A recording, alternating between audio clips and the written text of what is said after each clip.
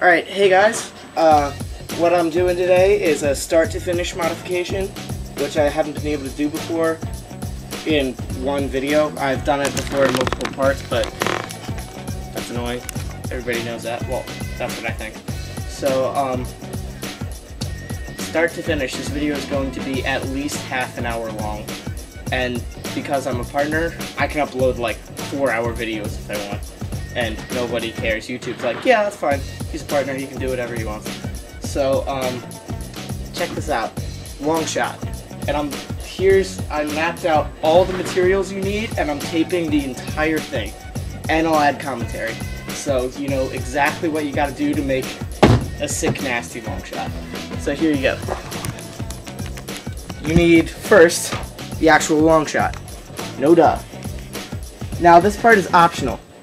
If you're gonna paint it, this is the kind of paint you want. Vinyl dye. It's the best paint out there. Don't even try to argue. It's the best paint. And then what goes over that is, personally, I'm gonna make this one blue because my Longshot, my other one, my red one, I call this Red Terror. So today, I'm going to be making a video of Blue Terror, which means it's going to be blue. So blue spray paint. And the spray paint goes over vinyl dye. So it's going to be painted just like Red Terror, except all the red is going to be blue. Wow, no shit. But, so everything red here is blue. Otherwise, it's going to be the same thing. Well, no, they're different mods, but externally, alright, no, even that doesn't make sense. They're totally different long shots. But, that's the point. You also need, alright, so for this one we're making a foregrip, and evidently my hardware store is retarded because they don't carry polycarb, only plexiglass in 1/4 inch, which is not, I already have that. It's crap. You can't make a foregrip out of this stuff. It's crap. So, what we're going to be using is CPVC for the foregrip, which I've done before, and 3-inch PVC coupler for the grip, nice and thick. As far as power tools go, you need a Dremel with a sanding bit and a regular old cutting bit, and a hot glue gun with a bunch of hot glue. You need some saw of some sort, a Sharpie, a screwdriver, and wire cutters, and pliers. So, let's get started, shall we? Cool, so here I'm just kind of like opening up the gun, right? And yeah, using a knife and wire cutters, just some different real simple tools. Here we go, pop open the Longshot. And you really only need that, the bolt, and the front gun. I just threw the rest out. So you see it works. Now here's the part that's never fun, unscrewing it. Actually misplaced my best screwdriver, so yeah, I was using a crappy one for this. You see that little bin right next to it? I'm keeping all my screws in there so I don't get them lost. That's something I just recently started doing, but it's definitely helpful. And as you see, sometimes I have to turn it over and shake it to get the screw out. And that's okay as long as you find it. I never end up putting all the screws back into the blasters, just the necessary ones to hold it together. Looking back after finishing this, I probably up for you, so it's not gruesome to watch the whole unscrewing process because there's over like 20 screws.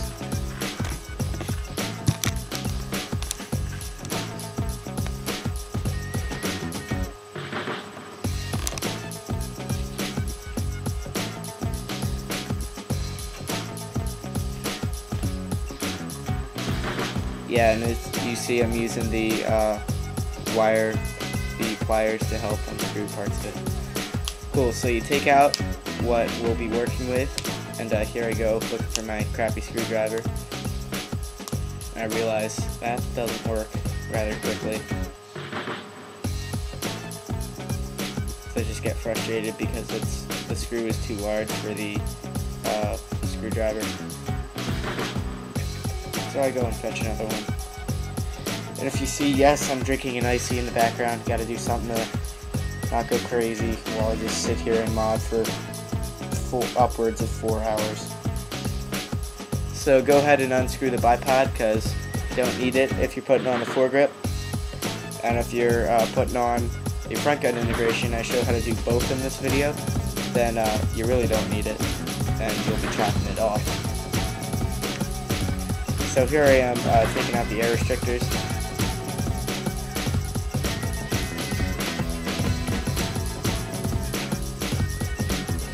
So alright, I just unscrewed the top of the plunger, and then I took out the spring, put in a big bad bow spring and the stock Longshot spring. So that's what's in it right now. Screwed it back together, wiped it with a rag, and then there's this green insulation foam I use. You can get it at Joann Fabrics. I cut it down into a roughly circular shape and hot glue it on the top of the plunger there. And it's not in this next clip because I rearranged the order. But it's there when the Longshot goes in. And yeah, there's people coming in the background I'm just kind of talking to while I'm modding. I muted all the clips here, obviously. So there, I took out the air restrictor, you use a Dremel to go around. Pretty simple. So there's the foam. Cool, so I actually had my friend Alex come over and help me out because I was getting very bored making this video, and not really, but he was gonna come over anyway, so I figured, hey, why not help? Cool, so what we're doing here is unscrewing that screw back there and taking out this bolt stopper, and yeah, I just threw it away because it's totally unnecessary. It's just a lock. And then snip that. And I thought that would get it out alone. It didn't. So you have to go on to unscrew the trigger, which is quite simple. Take the trigger out, take that end black piece off, throw it away, get the trigger back in there, screw it down, make sure you've got the spring in the back, and you'll be good to go. Now is I've got my CPVC and I'm making a stock block. It's roughly over 2 inches. It's pretty easy, just guess and test. And yeah, hacksaw to cut it. Pretty simple, checking how it fits in there. And then I cut 3 more. So you have 2 in each side of the stock, and there I was smart enough to use a Dremel because it's a lot faster. It's a metal cutting disc and it works fine with CPVC, provides a very clean cut. Alright, so there's my next 3. Fits in real nice.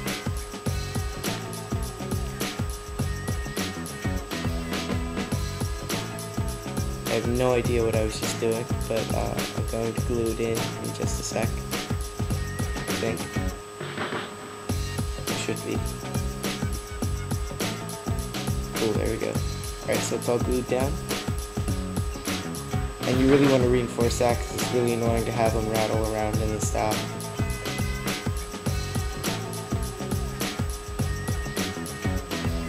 So yep, it's all dried there, and I actually glued it to that side of the shell, but not the other side because it would be covering screws. So it's fine to glue it to the left side, keep the right side open.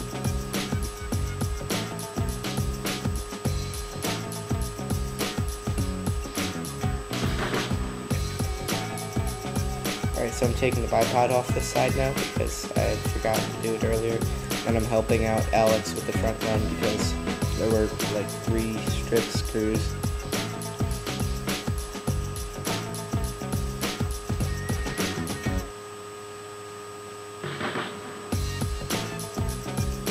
I know unscrewing is not that fun to watch. I'll probably put some music in the background as well as my talking.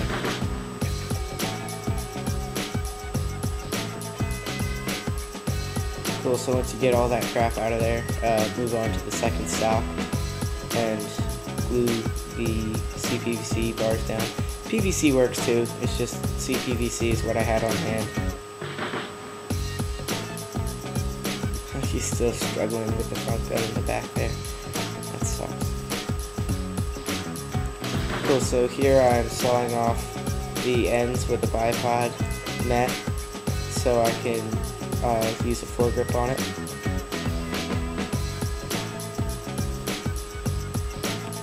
And you gotta saw off that undercarriage piece that comes out. That, which I just ripped off. And I just cleaned it up a little bit. And I cut myself. Not on purpose, but yeah, it was very painful. I cut myself a lot by accident with the drill. It's not fun, but whatever. Cool, so the front gun's open. And yeah, the catch from the front gun is actually quite powerful. So go ahead and slip it onto the catch for the main gun. Because it's definitely like twice as powerful as the main gun's catch for some reason. So here I was just kind of like reassembling it, and Alex is screwing around in the background. And I'm going to get a tool or something. I don't really know where I am right now, but it's not good. Cool, I'm back. Oh yeah, alright, you'll see what that's for in just a sec. And I do a lot of talking, which I'm not. Alright, so we're screwing around with my Longshot. Wow. Oh yeah, I remember, he jammed a dart into it because he was trying to use converted Tiger darts, which don't work in an Angel Breach. Cool, so I'm reassembling everything, just test fitting it, make sure it all works. And then we can move on to our next step, which will be washing it. Cool, so you really want to make sure you got the catch secure in there, and then as you saw with the glue gun, I do glue in the catch spring so the catch doesn't move around and the spring doesn't get bent upwards, which seems to happen a lot. Maybe that's just me, I don't know. And obviously you have to put screws back in it to check if it works.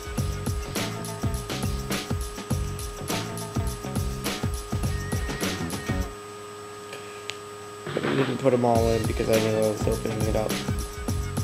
Cool. So, well, that's me firing off a clip, and obviously it was too fast to see, but cool. So now we're starting on the foregrip, right?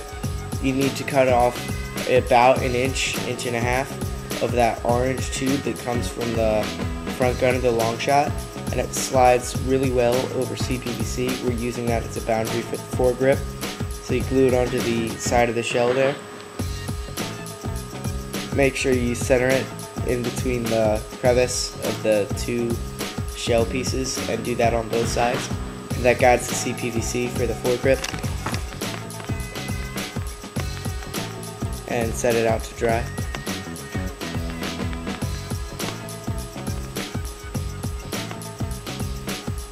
Cool, so as soon as I finish that, unscrew it and take it over to the sink, if you have a sink, and if not, you can fill a little tub of water, or like your bathtub, and you can do it in there. So what you do is get Dawn, if you have it. I didn't, so I'm just using a dishwashing soap, which works fine. Got to get the water as hot as your hands can bear, but no hotter, and wash out the inside of the shell to get all the oils and lubricant off, because if you don't do that, you'll be screwing up your gun, because the oils from the inside of the shell will come onto the outside and screw up your paint and make it chip. So obviously you also have to wash the outside, and that's more important, but you got to make sure you get both sides covered, and then set them aside to dry for a while.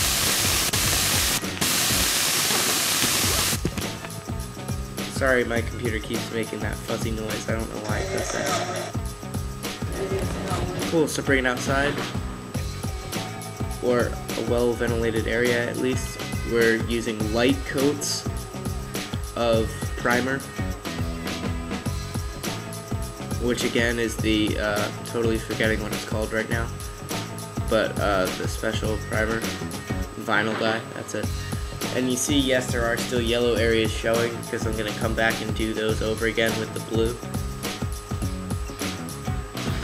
And this is time elapsed. I did give about 5 minutes in between coats. So now, a half hour later, go back with the blue.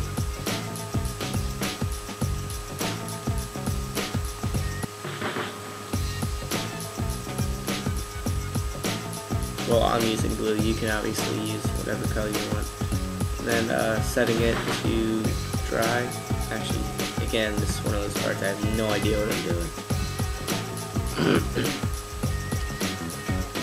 Oh yeah, go grab your internals if desired and paint them whatever color you want. I did black.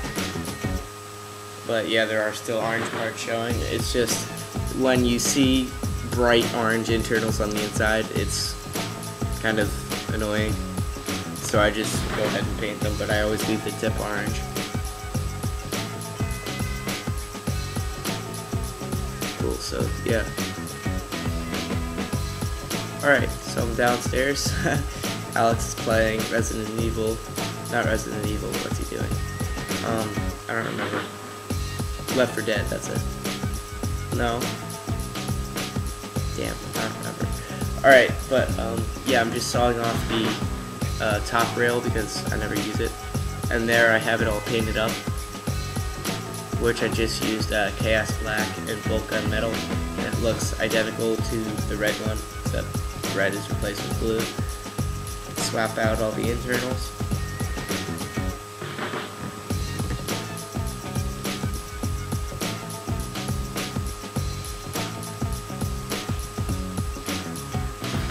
Make sure you've got everything in and secure before you slap the other shell on. I didn't do that, so I had to take it off. And that's the other thing. I usually forget the dark tooth, which is the piece I'm putting in now. Don't do that, or else your gun won't function. There are pieces you can forget and have it still work. The dark tooth is not one of them.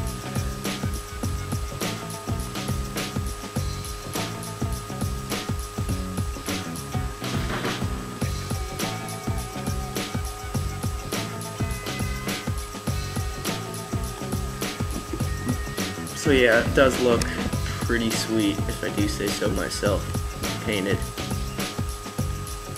And as soon as it gets screwed together, we're going to assemble the foregrip.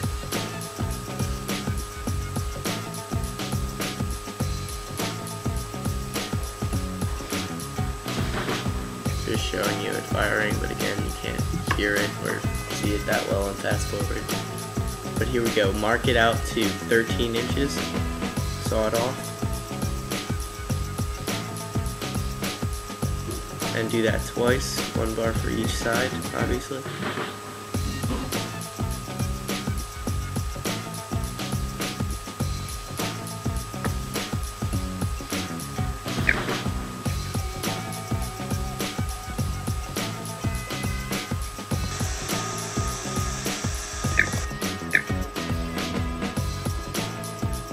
Okay, what are we doing here? We are moving all over the place. Alright, so when you get your, I have no idea what I'm doing right now. Oh yeah, I'm measuring out where the CPVC is going to connect to the coupler, and then you use your handy dandy little Dremel with a metal cutting disc, preferably. I find that works the best. Alex is playing something in the background, which he's screwing around with. It's always fun to look at. You guys are probably all getting really pissed at the song right now, so it just keeps repeating over and over, but trust me, it's better than not having it. I was listening to myself talk without that music for this whole upwards of 20 minutes, and it just got so boring to the point where I put that music in. Also, see, I'm wearing a face shield. Always wear a face shield with a Dremel. So I'm just plucking out the little annoying pieces that would interfere with the foregrip there. Realized the small piece would not work, so I have to use the larger of the pieces. And then glue that down into place. for you please.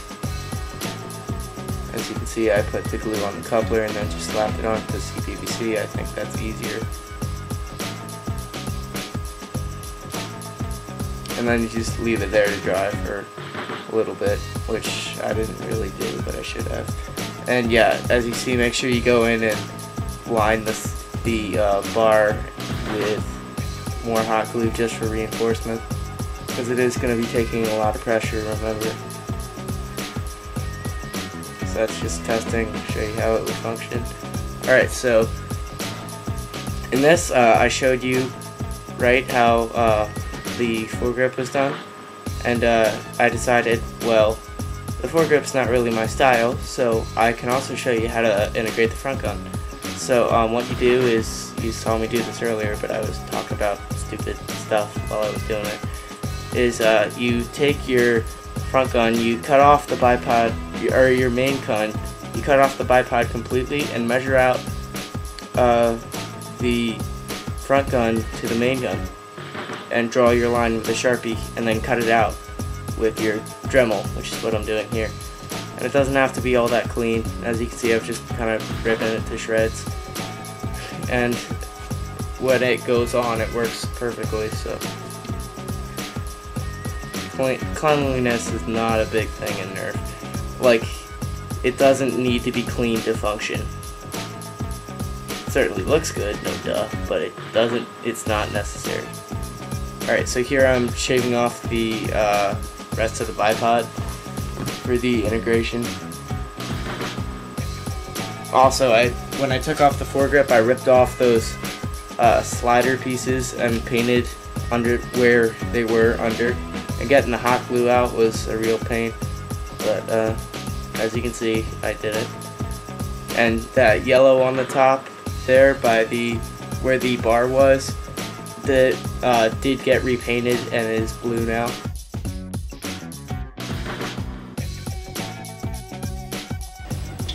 Hey guys, and it's me, Inferno Rock on the mic, and Popeye! So here we go. Popeye, he's on my shirt. I'm gonna mute you real quick. Yes, I got a haircut. I know it's stupid. Sorry, had to get the video. But, alright, here we go. If you notice, my TV is missing because it's over here now. We cleared out the beer boxes, which I was just shooting to pieces anyway. There's the Xbox. So it's cool. And I got a new chair, a nice blue chair. You can see that on the video. So here we go. Blue chair, got the angle breech installed. Front gun's all finished. It's pretty cool. So it does not have the pull ring in the back like Red Terror, which I actually took it off it because now it just has a big bad spring. So does this one. So here we go. Normal prime. Take aim, fire. Shoots quite fast. Same thing with front gun. Both work quite well. Long shot range is about 80 feet. Front gun range is about 30 feet. Do the front gun one last time with the streamline this time. Alright, so it's not so good with the streamline. Actually, here's the stream guard. Let's try this. This is a little loose in the barrel. That was bad. But you saw it with the Steph in it hit the wall at the end, which is a little over 25 feet. Main gun was slightly silenced. As you saw, the front gun really didn't need it. So there you go, Blue Terror. And see you guys later.